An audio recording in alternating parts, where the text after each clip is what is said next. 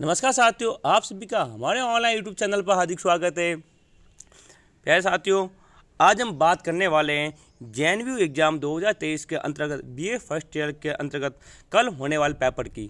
साथियों, कल BA first year के अंतर्गत सोशोलॉजी का एवं समाज शास्त्र का पेपर होने वाला है। तो कैसा पेपर होगा, किस प्रकार का पेपर एग्ज़ाम में आएगा, हम उस पर बात करेंगे। ठीक है, तो देखिए, आज अपना पेपर है 21 अप्रैल, यानी कल की डेट है। कल होने वाला पेपर है 2 को ऐसा पेपर आएगा 2023 का सोशोलॉजी का 100 नंबर का ये पेपर होने वाला है साथियों। ठीक है, तो देखिए किस प्रकार का पेपर आएगा एग्जाम में। तो देखिए, अपना ये बीए पार्ट फर्स्ट दिया हुआ एग्जामिनेशन 2023 बीए सोशोलॉजी का पेपर फर्स्ट। ठीक है ना, मार्क्स अब जो नंबर है वो 100 नंबर का है। भाग अ, वही हमें पता है, भाग अ के अंतर्गत 10 सवाल आएंगे, प्रत्येक सवाल 2 नंबर का होगा। भाग ब के अंतर्गत कुल 5 सवाल आपको करने हैं, जो कि 7 अंक के होंगे, और भाग स में कुल 3 सवाल करने हैं। कुल 5 सवाल दिए हुए होंगे, उसमें से 3 सवाल हमें करने हैं, और जो कि 15 नंबर के होंगे साथियों। ठीक है, तो देखिए पहला सवाल भाग अंक के अंतर्गत, देखिए समाज शास्त्रों को परिभाषित की। साथियों वेरी वेरी इंपॉर्टेंट ये सवाल, पक्का आपको एग्जाम में देखने को मिलेगा कि समाज शास्त्र की परिभाषा क्या होती है। दूसरा, मैकेवेल व पेज की पुस्तक का नाम बताइए। तीसरा सवाल है समाज को परिभाषित कीजिए। साथियों समाज की परिभाषा यहाँ पर आपको लिखनी है। ठीक है, आगे देखिए चौथा सवाल, समुदाय के 2 आवश्यक तत्व बताइए, यानी किसी समुदाय के 2 आवश्यक तत्व कौन कौन से हैं।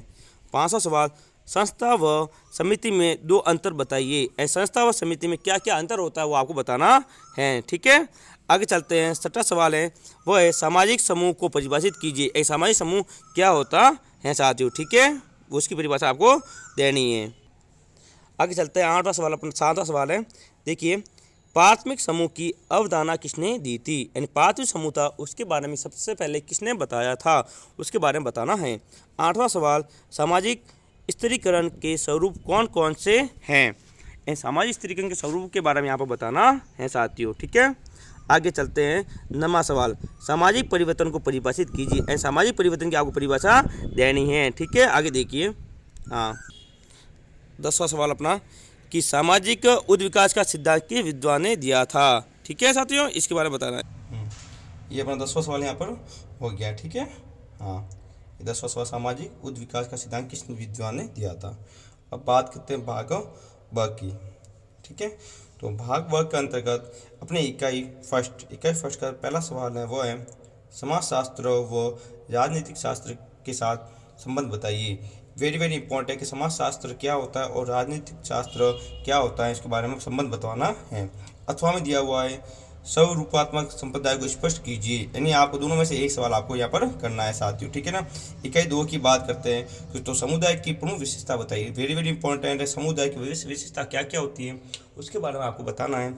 अथवा समाज को परिभाषित करते हुए इसकी प्रमुख विशेषता बताइए। तो एक तो समुदाय की विशेषता पूछी गई है, एक समाज की, यानी आपको इन दोनों की विशेषताएं अवश्य पढ़कर जाना है।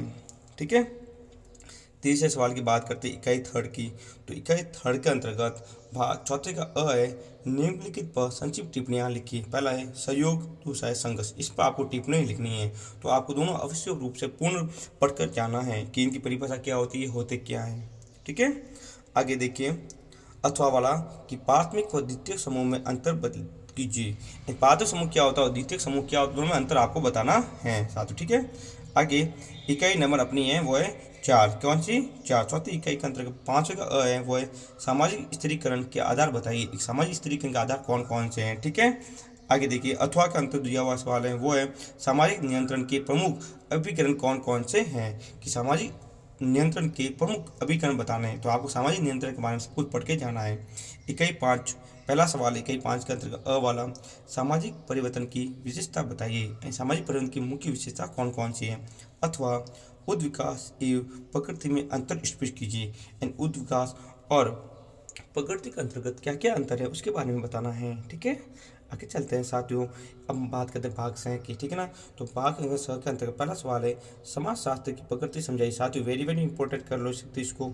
ठीक है ना, पक्का आपको पूछ देखने को मिलेगा कि समाज शास्त्र की प्रकृति क्या है। ठीक है, 8वां सवाल है, संस्था की प्रमुख विशेषता बताइए। यानी कोई भी संस्था होगी उसकी मुख्य विशेषता क्या क्या होगी, सबका यहाँ बनाना करना है। 9वां सवाल है, सामाजिक समूह की प्रमुख विशेषता बताइए। ये सामाजिक समूह के अंदर क्या क्या विशेषता होती है, मुख्य बातें, उनके बारे में आपको बात करनी है। ठीक है। हाँ, 10वां सवाल है, देखिए, हाँ, कि सामाजिकरण को परिभाषित करते हुए इसके प्रमुख चरण बताइए। सामाजिक क्या बना है, सामाजिकरण की परिभाषा देते हुए इसके चरण कौन कौन से, सबके बारे में बात करनी है। और 11वां सवाल है, उद्ध विकास से आप क्या समझते हैं। यानी आपको उद्ध विकास के बारे में पूर्ण पढ़कर जाना है साथियों। ठीक है। तो ये थे अपने भाग 6 के अंतर्गत कुल 5 सवाल, जिसमें से आपको 3 सवाल करने हैं साथियों। ठीक है ना। और ये हमारे आज का पेपर समाजशास्त्र का, ऐसा ही पेपर आपको कल एग्जाम में देखने को मिलेगा। ठीक है साथियों, यदि आप हमारे चैनल पर नए हैं तो हमारे चैनल को सब्सक्राइब करें, ताकि आपको आगे वाले पेपर भी टाइम पर मिलते रहे और सोशियोलॉजी का 2 का पेपर भी आपको टाइम पर मिल जाए। ठीक है। तो हम बात करेंगे अगले वीडियो के अंतर्गत सोशियोलॉजी पेपर 2 के अंतर्गत। तो आप इस पेपर को आराम से पढ़ें, सब सवाल याद करके जाएं, ताकि आपका पेपर बहुत अच्छा हो जाए। ठीक है। हाँ, तो मिलेंगे हम साथियों अगले वीडियो के अंतर्गत। तब तक के लिए जय हिंद, जय भारत।